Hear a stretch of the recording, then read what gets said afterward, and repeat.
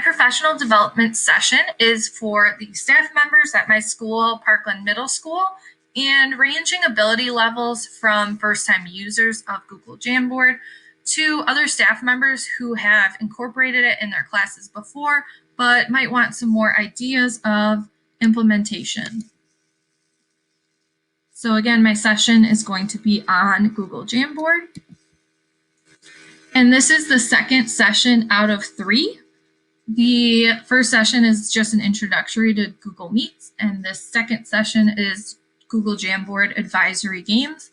All staff members at my school have an advisory, so I thought it would be a great way to give everyone some ideas and easy ways to incorporate Google Jamboard. So we'll start with an introduction and check-in for about 5 minutes. Then the staff members will be put into breakout rooms on Google Meet to play 3 advisory games. After a break, we will combine as a whole group again and share kind of our thoughts on the different games and how they could be incorporated in core classes as well. And we'll end with a reflection and formative assessment.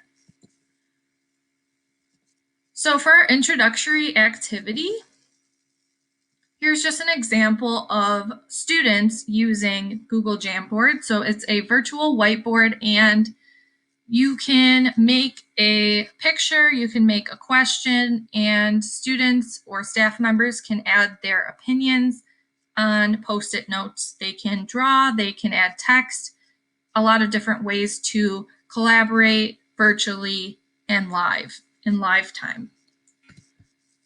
So the question for our staff members would be how comfortable you feel using Jamboard. This would be pulled up, and staff members would add how they feel about using Jamboard as a starting point, and great way to practice using the program. Then we'd go on to the first advisory game once they're in their breakout rooms. It's called Guess the Parkland Teacher. So it's kind of like Guess Who. And there are multiple examples of things that teachers would use to describe them. So if someone likes music, drama, bowling, etc. And where it says guess is where the people would guess who they think it is. Here's another example of a different teacher. There would be 3 for the staff members to guess. And then if they have extra time, they can also make their own using pictures that would describe them to use with their own students. And we could even put them all together to make a school-wide Guess the Teacher activity. Here's the blank template for them to use to make their own. The second game is categories, but it's based on our school. So each slide has a different letter, and the participants will need to come up with answers to the question starting with that letter. So the first letter would be P, they would then do A, and then R for the last one, just to try it out.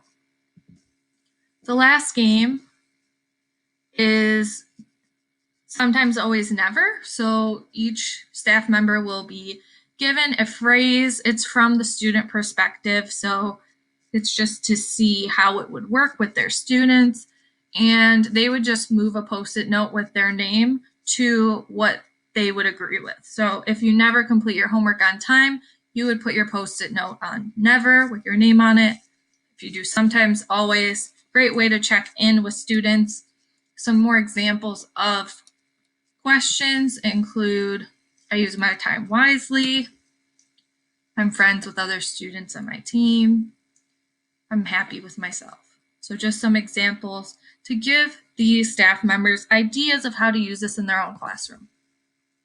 And then at the end, we're going to discuss the 3 games and have some time for staff to reflect and think of how they can use these games not only in their advisory, but also create different activities for their classes. For example, Sometimes Always Never, that could also be used with content knowledge and different things to see if students agree or disagree. So just a discussion to give everyone ideas of how to use Google Jamboard in their everyday teaching.